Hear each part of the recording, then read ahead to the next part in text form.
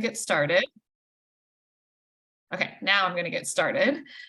So welcome to A Day in the Life of a Digital Intern, brought to you by the ACRL University Library Section's Professional Development Committee. We're so delighted to have you and our presenters here today. I am Sam Harlow, pronouns she, hers, and I am co-chair of this committee. I will be moderating this program along with my colleague, Amber Westies, my fellow committee member.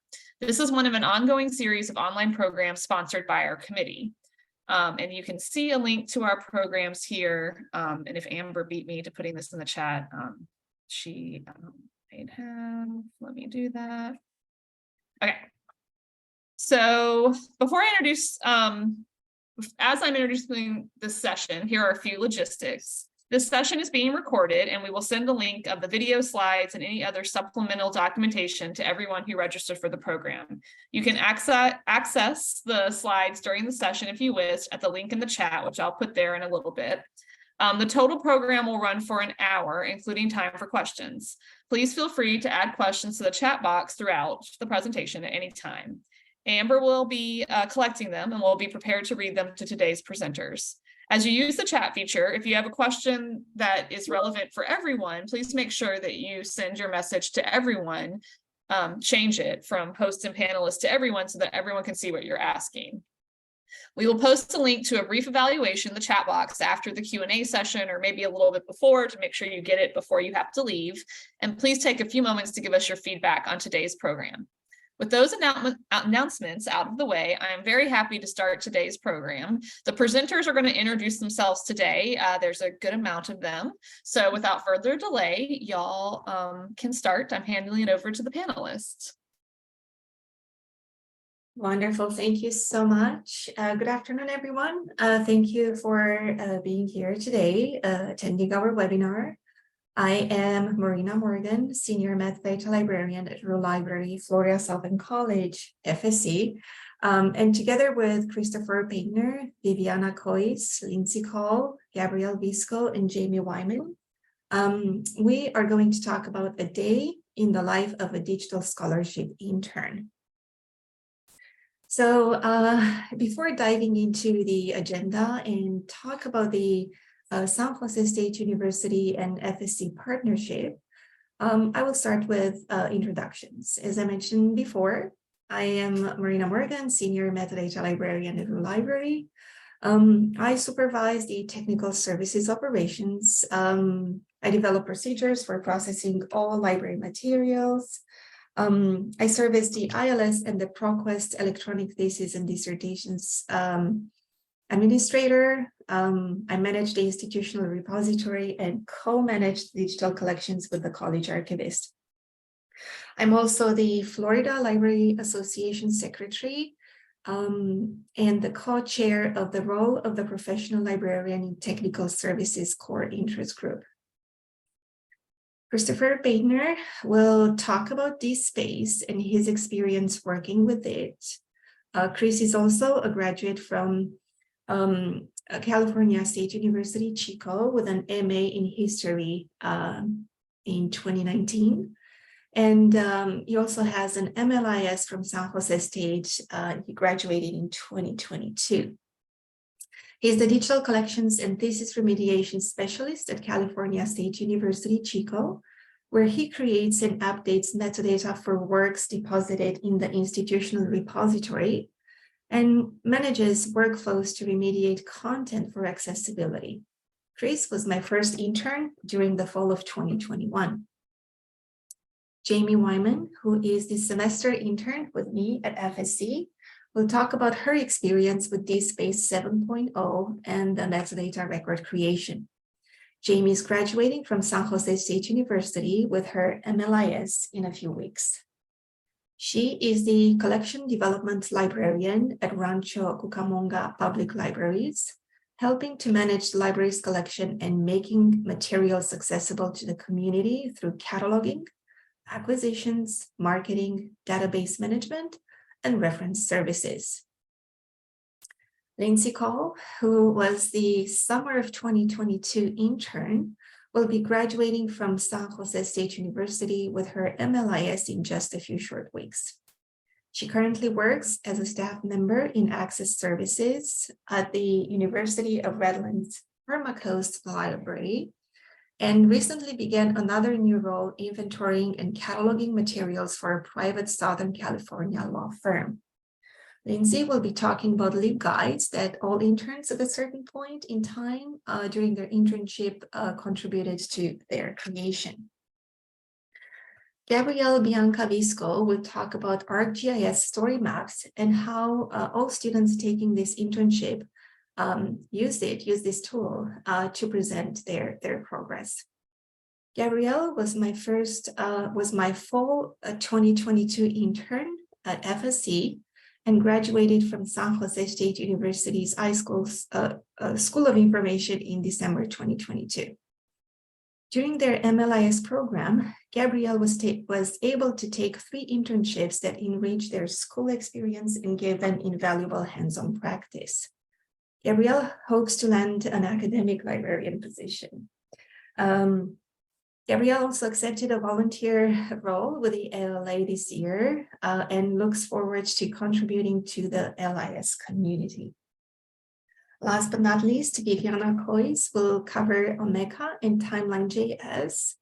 Viviana was the spring 2022 intern at FSC, received her MLIS from San Jose State University in 2022. She currently works at the Los Gatos Library, where she responds to queries at the reference desk, assists in the cataloging of new materials, and runs the weekly ESL Conversation Club. Before working in a library, Viviana worked in higher education as an administrator and language instructor. I know I introduced myself briefly, but I forgot and didn't mention that I'm also a San Jose State University alumna. I received a postmaster's certificate with a focus in web programming and information architecture in 2019. So I'm going to talk briefly about the SGSU and FSC partnership and how it all came about. During the summer of 2021, FSC had the opportunity to offer internship to SGSU School of Information graduate students. SGSU professional experience internship courses are credit, no credit, graded. These internship opportunities provide students with a supervised professional learning experience that can be in person or virtual in libraries, archives, or other information organization service organizations. So how does it work? To become a site internship supervisor in partnership with San Jose State University, it's not that complicated. It is important to note that California State University is requiring that a university agreement exists between the internship site and the university. This means that before creating an internship, the hosting institution has to have a prior agreement with San Jose State University. And there are several steps that need to happen. First step is to register yourself as a supervisor and your organization in the School of Information internship database. The next step would be setting up and submitting your internship via the site supervisor page.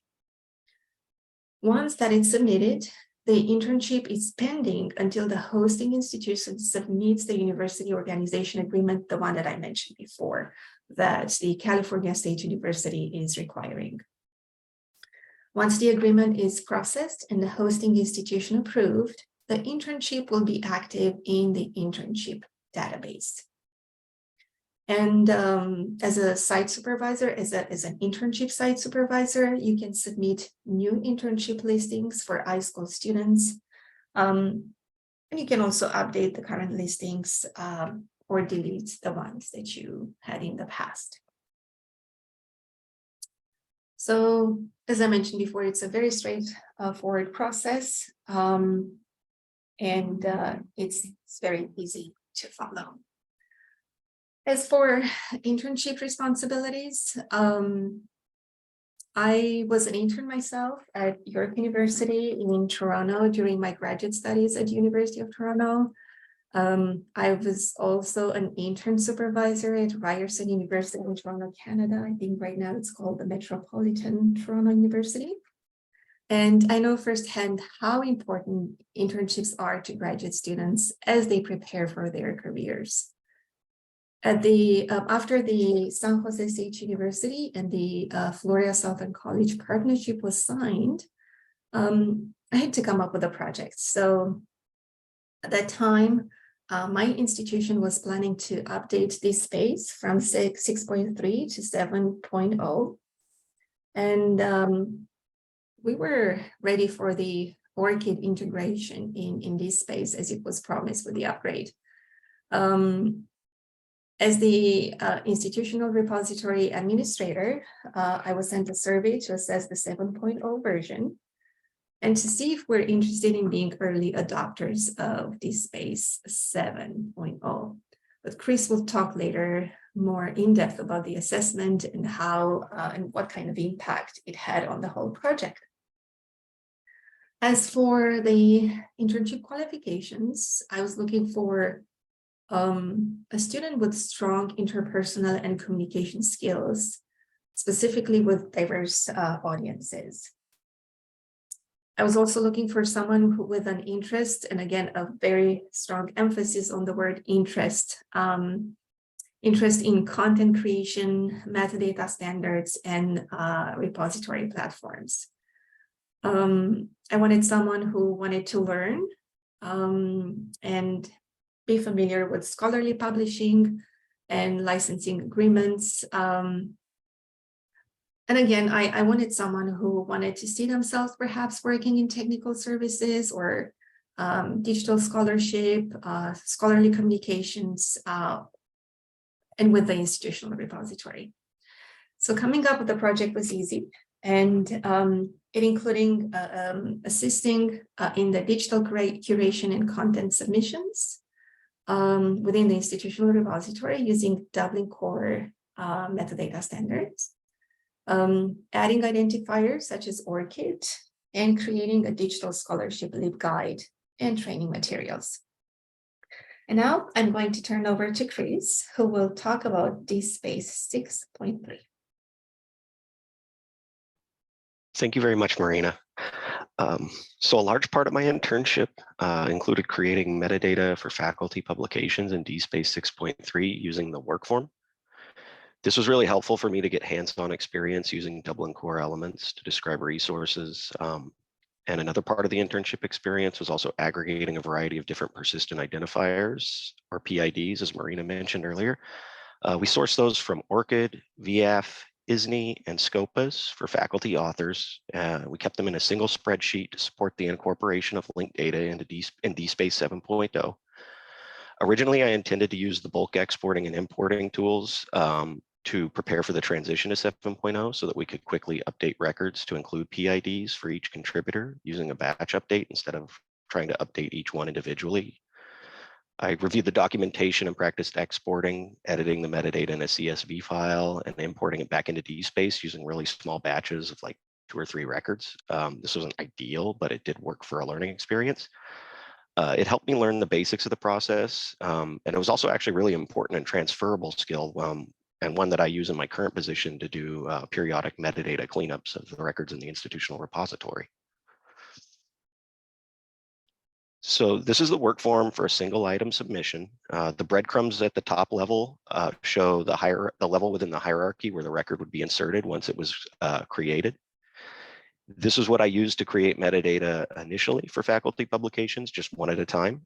It was a multi-step process that started with basic descriptive metadata. So using the bulk export utility, metadata for entire collections or communities could be exported by navigating to the community or the collection and using the admin UI. That link is shown within the brown box in this screenshot here. The breadcrumbs shown within the blue box at the top of the page help navigate within the community or the collection if it was several levels deep.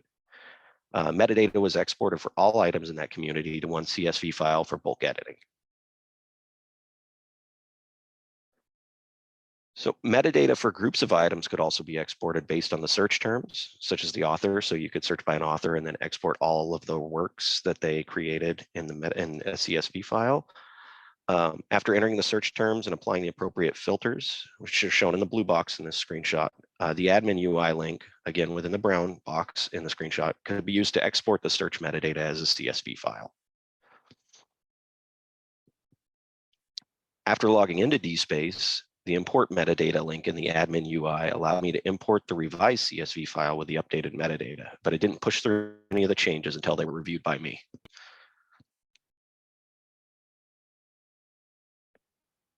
This is the screen that you saw after you uploaded the CSV file. DSpace displayed a preview of the metadata changes and showed the old values next to each other and prompted the user to either accept or reject the pending changes.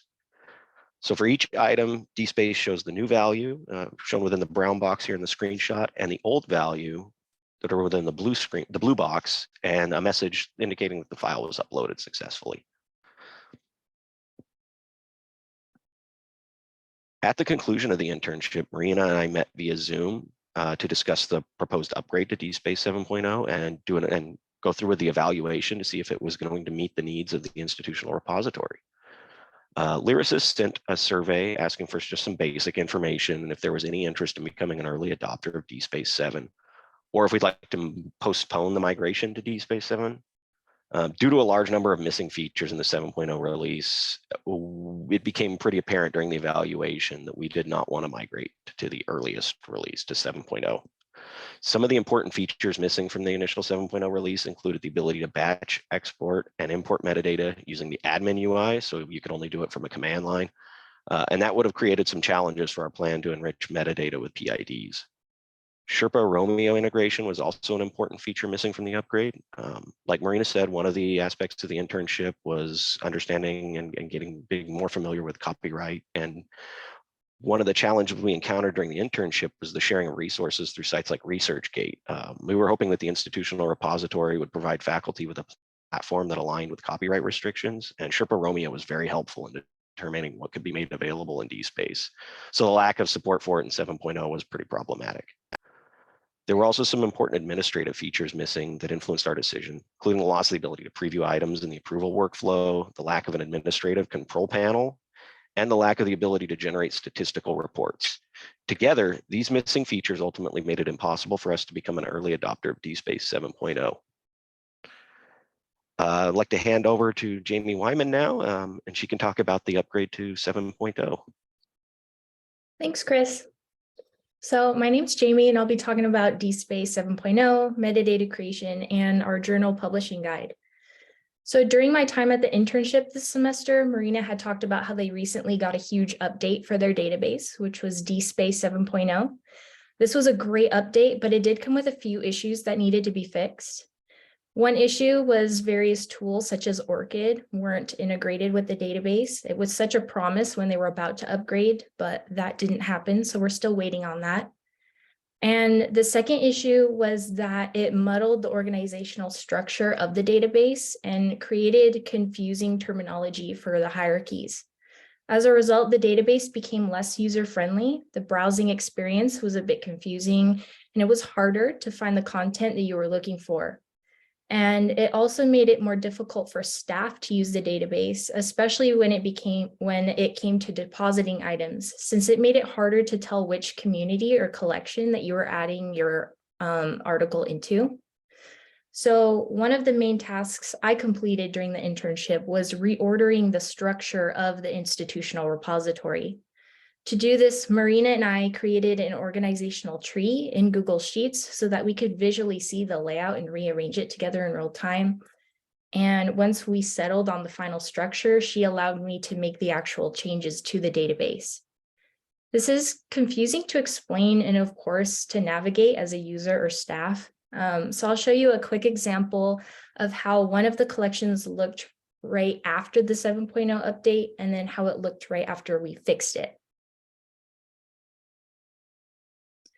So how the hierarchy works is that you have communities at the top level of the hierarchy, and communities can be divided into either collections or more communities. And collections can contain the actual content, which is the articles or the items. So this portion of our organizational tree shows one of the top level communities in the repository, which is School of Arts and Sciences. Here we can see that there are many different sub-communities, but DSpace doesn't have the term sub-communities. So in the actual database, when you're on the website, it displays as communities of this community, which is a bit confusing. And next we can see that these communities are further segmented into collections. So each one has faculty research and student research, which contain the actual content in the articles. So just from this organizational tree, we can tell that there's a lot of clicking around to find what you're looking for. Now let's take a look at how we fix this. Instead of all the subcommunities, we simply changed them to their respective collections. These collections contain all of the articles. So in the repository, when you click on biology, for example, you're taken directly to the biology articles.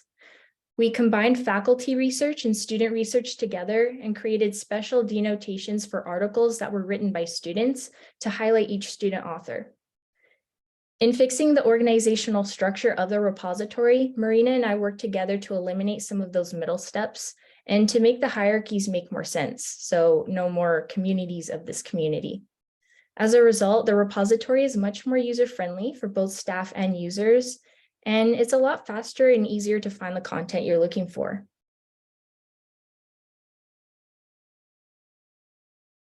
After fixing the organizational structure of the repository, I could then focus on metadata creation. I added faculty and student publications to the repository by using Dublin Core to create records, and then inputting a DOI link to provide access to the article. I also added Library of Congress subject headings to each article by using Classification Web. To do this, I read through each article's abstract to find keywords provided by the author and put them into Classification Web so that I could find a fitting Library of Congress subject heading that could be used in the record. On this slide is a record that I created for one of the articles. To find articles to deposit in the repository, I used Scopus to keep track of new publications that had not yet been added to our database, but Marina sometimes sent me lists of articles that needed to be added as well. Since this is my first time using Dublin Core outside of the classroom, I really appreciated the DSpace interface because it made it easy to create records without requiring you to have an extensive experience with Dublin Core. And it was also exciting to try a different way to create records aside from the MARC records that I'm used to creating at my work. Now, when adding items to a repository, we have to make sure that we're not breaching copyright laws. So for example, while most publishers don't allow authors to share their published articles, they often allow authors to share their preprints, which is a version of the manuscript before it's been peer-reviewed and approved by the publisher. This would be the version that we're allowed to place in the repository. But since each publisher has different sharing rates, it can get a bit confusing to keep track of which version from which journal that we're allowed to place in the repository. So Marina had me create a journal publishing guide, which is a spreadsheet of journals and publishers and their sharing rates. To do this, I went through the entire repository and looked at all of our articles and compiled a list of every journal that faculty and students are publishing under. Then I researched each journal by looking at the publisher's website and by using an online resource called Sherpa Romeo. And once I found the information I needed, I put their sharing rights in the journal publishing guide.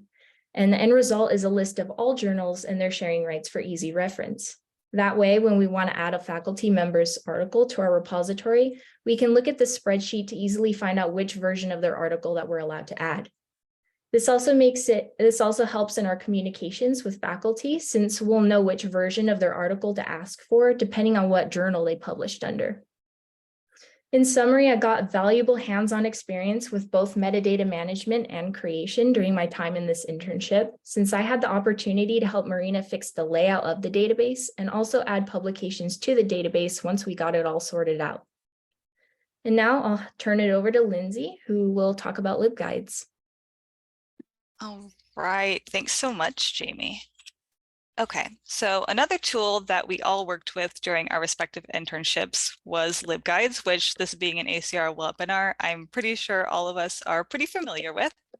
But our goal was to edit the library's scholarly communications LibGuide to create a research guide that could get students and faculty more familiar with the scholarly communications process and introduce them to the ways that they can participate during their time at Florida Southern College. So at San Jose, multiple classes that you can take offer the opportunity to get started with LibGuides. So when I started working on this LibGuide during my time interning, continuing the work that Chris and Viviana had done before me, I had a good sense of how to structure the information we wanted to share. But now I got practice in creating a guide that real students and faculty would be using, which made me and the rest of us during our time interning think more intentionally about what information students and faculty might need and how to present that. So in this next slide, we have the Scholarly Communications LibGuide. So we give a broad overview of the entire scholarly communication cycle and how knowledge is disseminated. And then, as you can see, we have tabs dedicated to, of course, the institutional repository and talk about ORCID as well. So this earlier screenshot I included has a tab for ProQuest ETD, which we actually have a separate LibGuide for now.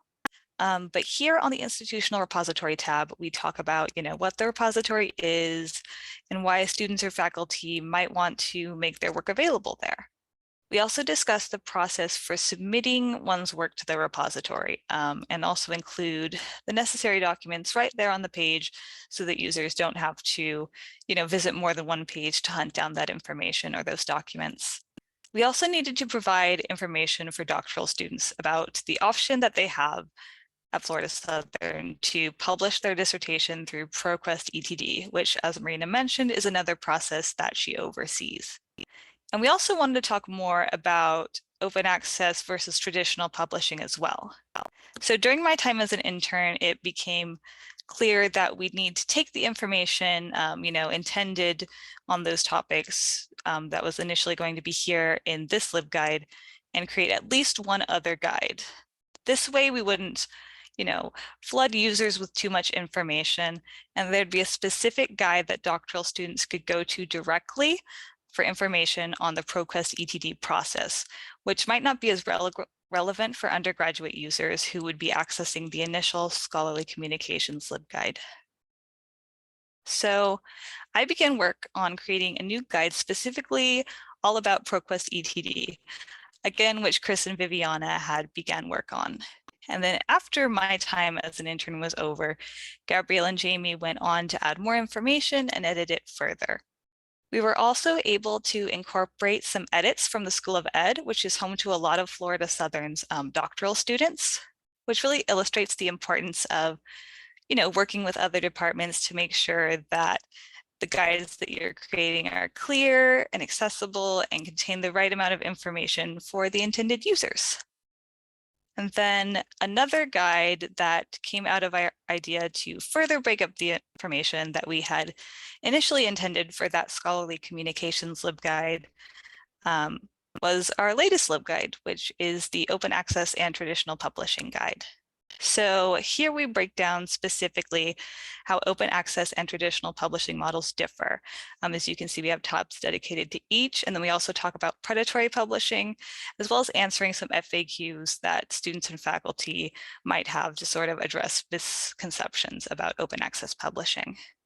So the goal here was really to help students, faculty, and any other interested parties make decisions about how they might want to make their work accessible using this information here. So overall, the concepts in all the LibGuides we worked on not only directly support each other, but are related to what we've learned in our capacity as grad students at San Jose and during our internship at Florida Southern. Through the process of creating and editing these LibGuides, we were able to create a comprehensive introduction to various aspects of the scholarly communications process and related topics, and then highlight the repository's crucial role in scholarly communications at Florida Southern. We also got the opportunity to encourage students and faculty to make informed decisions and make their work accessible via the repository or through publishing. Then we as interns also gained the experience of collaborating asynchronously, really building off of each other's work and trying new things in order to build 3 strong LibGuides related to our work as digital scholarship interns. So really just building up the technical skills of working with LibGuides and then building our soft skills in communication and collaboration. And then now to talk a bit more about specific tools and things we learned and used, I am going to hand things off to Gabrielle. Thank you, Lindsay. Whether you're in grad school now or have been working in the LIS field, did you ever wish to be a fly on the wall to learn more about what life was like at your favorite library or archive, or maybe what it would be like to be in your dream role? It was a goal of mine during my MLIS program to take as many internships as possible, which of course was during the pandemic. I am so grateful to have had the remote opportunity to work at FSC because so many different doors were closing and there were limited internship opportunities. Remote internships make it possible for LIS grad students from all backgrounds to be able to gain experiences that will help them after they've graduated. Internships through the iSchool not only give a glimpse into what would it be like to work at a library, museum, or archive, but also connects interns with mentors who can help provide some guidance in addition to the hands-on learning experiences that are so invaluable. Every iSchool intern must demonstrate what they do day to day using a new to them presentation platform and technology. In this presentation, interns describe the specific learning objectives that we strive to meet and how we've accomplished them, along with the challenges that we faced. In addition, we describe the place that hosts us and what our workspace is like. It is our chance to show other students in the program, along with our faculty advisor, how this program can open doors, provide professional growth, and real-world experiences. Interns with Marina get to learn and present with ArcGIS StoryMap. ArcGIS StoryMaps is a web-based application created by Esri. They're a global geographic system technology company. Story maps allow the users to tell the story using maps, which help create geospatial relationships and adds to the visualization and context of your narrative. Story maps combine geospatial tools along with pictures, videos, and more to bring life to your story. This assignment personally allowed me to take what I read about during my map librarianship class and give me an opportunity to explore the platform in real time using an interactive and compelling presentation tool.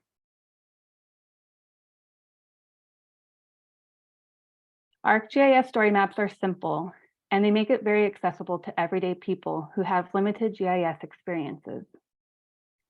There are user-friendly templates that are available to help start a story map like Sidecar, Guided Map Tour, and Explorer Map.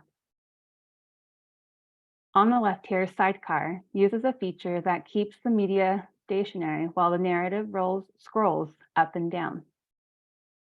A guided map tour takes the user through a sequential list of locations that are pinned to a map. Each pin then expands and describes and shares more detail. The Explorer Map template gives a viewer a choose-your-own-journey experience, using a curated set of locations that expands with details as well. Each of these templates are also available within the blank template. Marina's first interns, Chris and Viviana, got to explore the different versions of story maps compared to Lindsay, Jamie, and myself. Towards the end of 2021, ArcGIS story maps updated and started to discontinue the classic templates that included features like Cascade, Spyglass, and Tour. One of my favorite features I really enjoyed was the before and after slider. This feature allowed me to demonstrate in my presentation what the DSpace version 6.3 looked like before we completed the upgrade to 7.3. It slides from left to right to showcase the full image. Jamie did the same by showing a before and after image of Florida Southern College from 1948 to today. Now, each month, ArcGIS updates story maps to enhance the user experience, which they post a blog about.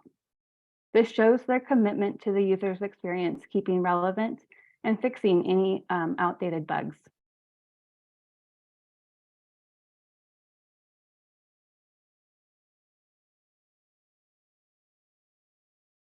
These are examples of our collections for each of our story maps. I hope you get a chance to explore them. Now I'll pass them over to Viviana, who will talk about Omeka and Timeline.js.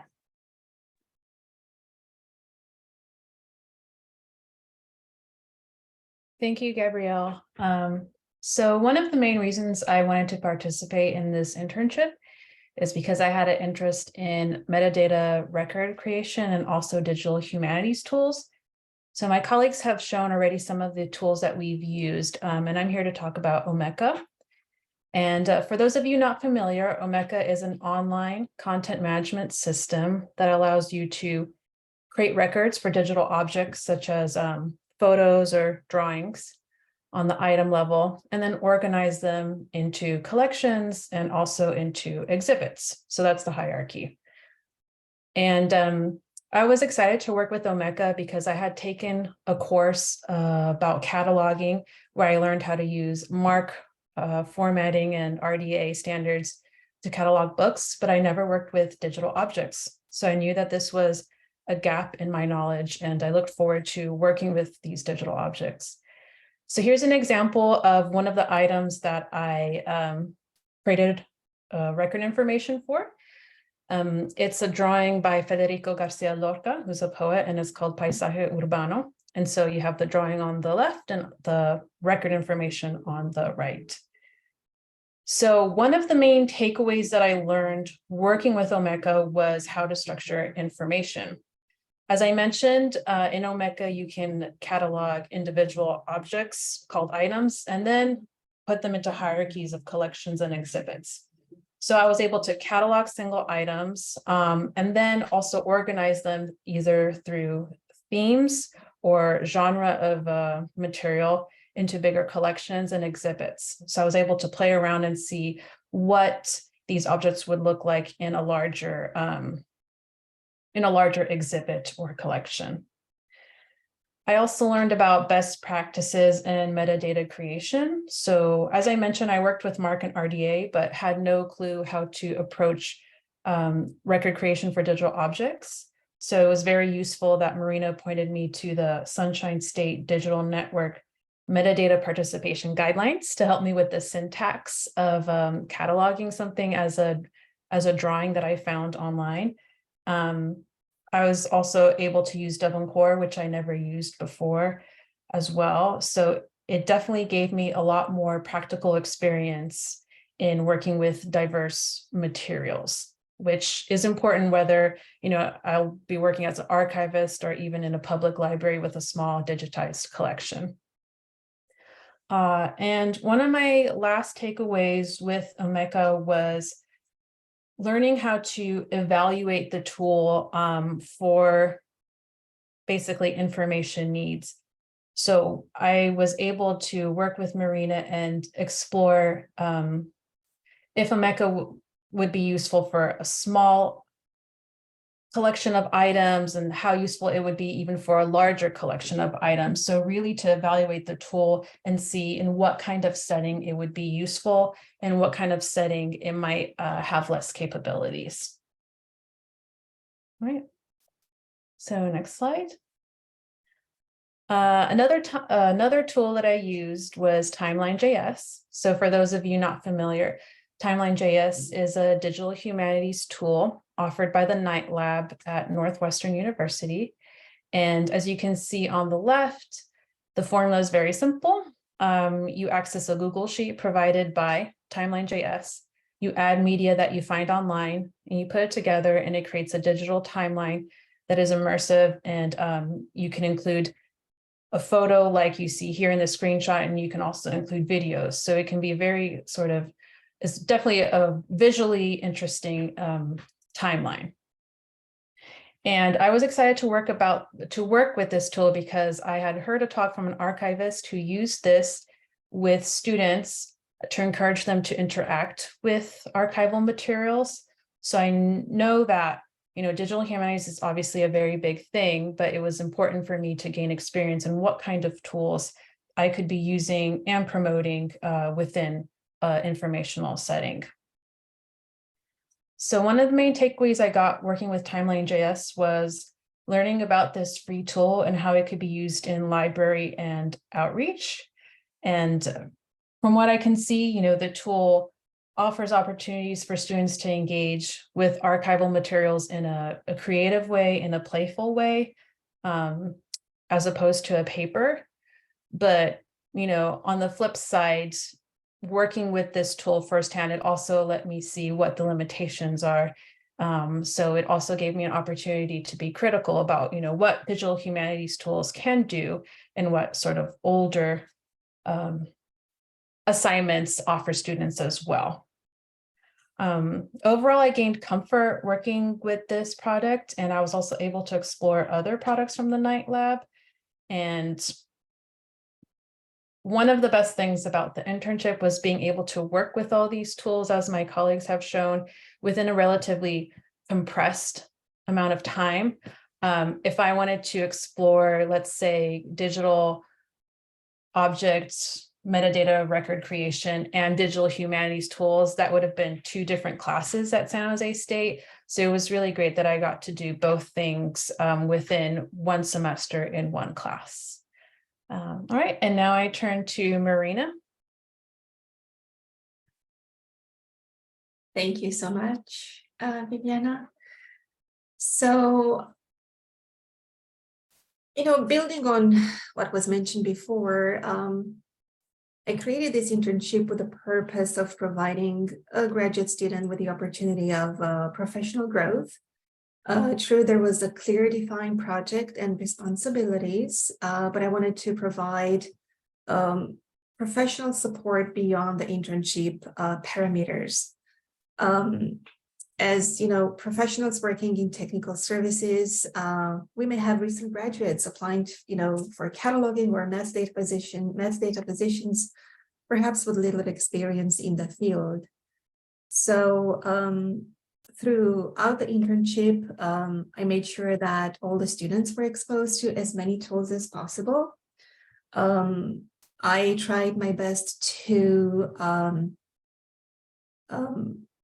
ask every single intern beyond the project itself that were set up for them, to ask what other interests they may have. So in sort of making a customizable experience to each and every student. So we used Beyond DSpace and ORCID, and via FISNI and Scopus. I introduced them to Classification Web to make sure they're comfortable with subject headings, Sherpa Romeo to again become familiar with the publication policies, the LibGuides, as it was mentioned before. I also introduced them to MarcEdit for those who are interested in diving deeper into cataloging.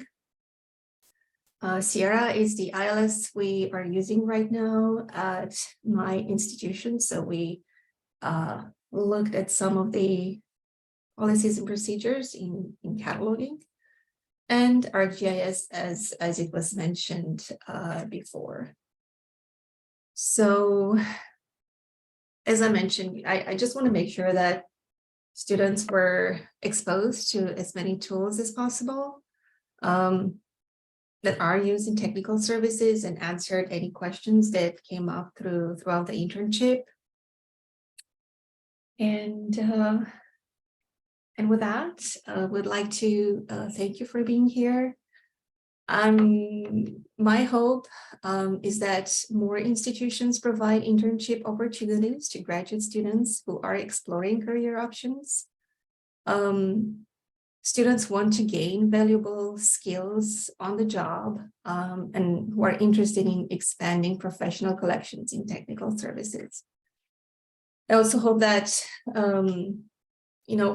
hopefully we had some graduate students in attendance after this session, or, and they will be, seriously consider internships as a way to gain professional experience before graduation.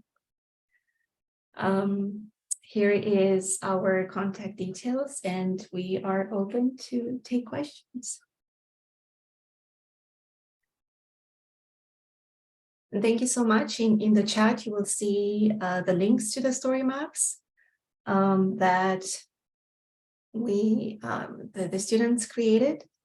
If I can quickly show, let's say I'm picking one. And as I mentioned before, I tried as much as I could to provide professional development opportunities to students. For example, in 2021, Chris attended the WCORE Metadata Initiative Virtual 2021 conference. I made sure that I was sending them links to various webinars and presentations. And yeah, you see we have some questions. Hi, Marina. So far, it's thanking you guys for such a nice presentation. So haven't seen any questions come through, but I will ask once I see them. But everybody has been very appreciative and thanking you for a good presentation, all of you. Thank you. I encourage everyone in academic institutions to be available for students. Some of the programs may be more providing, hands-on courses to acquire new skills. Some others may not, but I strongly believe by participating in internships, students will gain hands-on experience.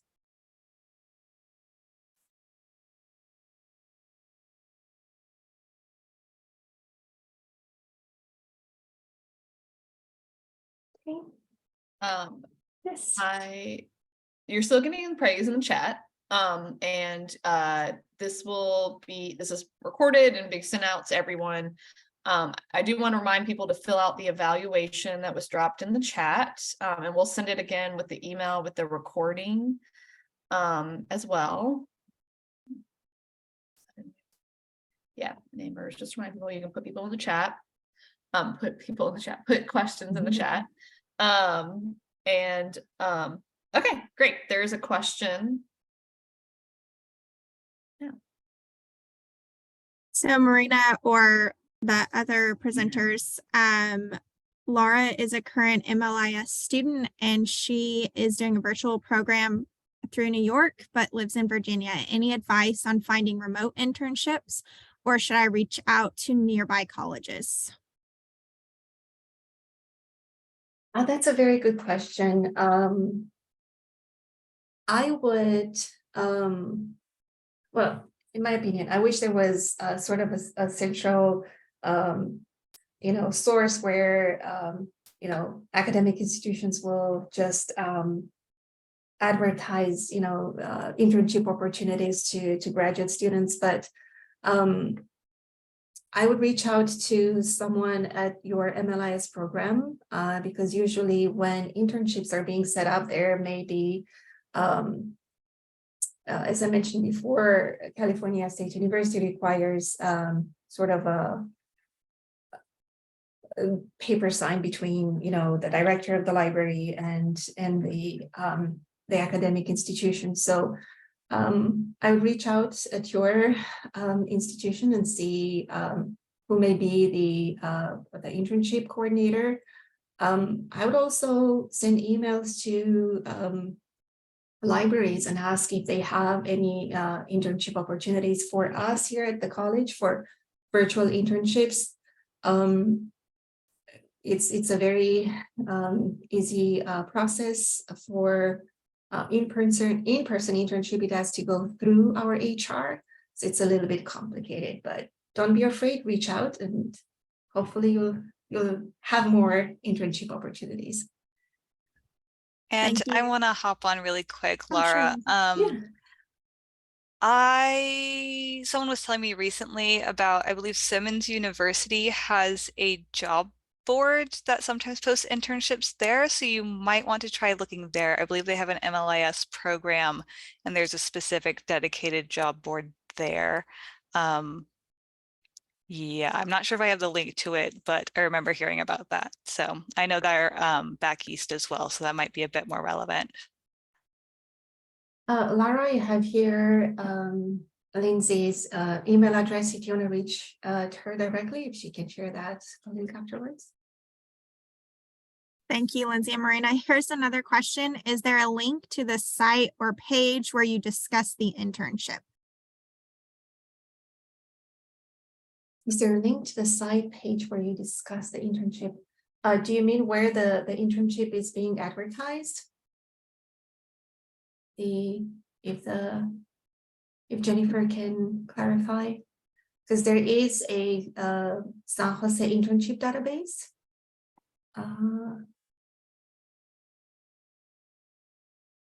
Not sure if that was. Jennifer, if you want to chat to kind of expand what you're looking for, we can come back to that question. And Marina also posted a link where it's advertised on the school. Jennifer said it was on one of the last slides you were on.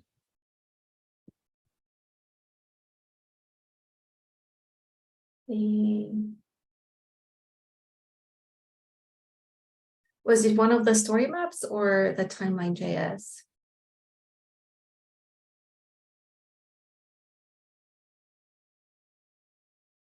That I am not sure.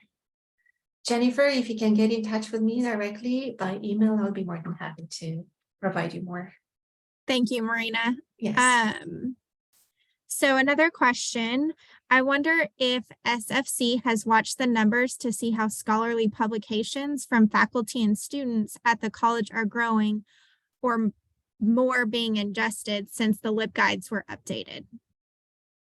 I haven't looked at the numbers, but I know for sure since we created and updated the Progress Electronic Thesis and Dissertations LibGuide, it was very well received, and I had doctoral students reach out to me, and I've seen an increase in the number of submissions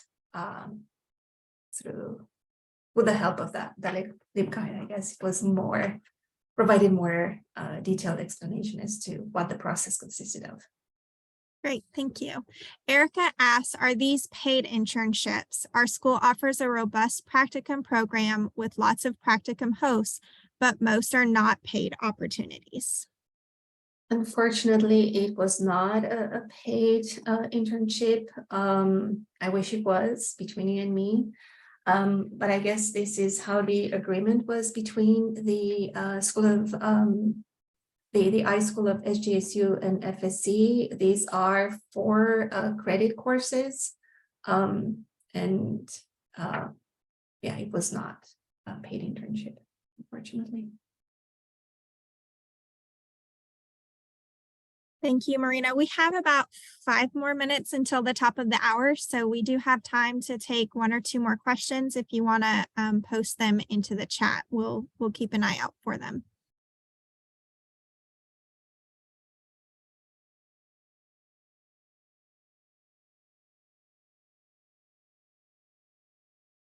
And we can also take this time if the presenters and students have any final comments before the room is closed out. That also works as well. And we can also close it out in the next couple of minutes too. And I guess I have one last comment is to be supportive of the next generation of library professionals. I know I was very, very fortunate to work with everyone here. And as I mentioned before, I really wanted someone who had an interest in what the internship was offering, but also had sort of a curiosity about other tools or other practices. And that's why, as I was showing in that tool, we had explored other venues of creating, let's say, records, or exploring an ILS, or working with MarcEdit. I was just there for them, and I guess preparing them for their, job interviews, or if they had questions about specific tools, I was there for them.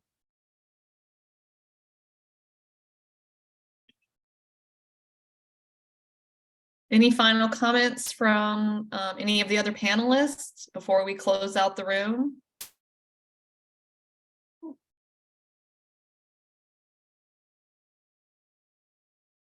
Well, thank you all for coming today. Let me get to my exit script. Sorry, I should have been prepared for this. Thank you so much to all of our panelists for sharing your expertise with us today. I would also like to thank Alois Sharp and Lauren Carlton, as well as everyone in the ACRL office who always helps make the magic happen for these presentations. Remember that we will send the link to the recording as well as these slides for the session when it is available. It usually does take a couple of days. A reminder to fill out the evaluation that's in the chat. It will also be in the email if you want to do it after watching the recording, or sending it to your colleagues to also watch the recording, or LIS programs, of course. And thank you for coming. Thank you for having us.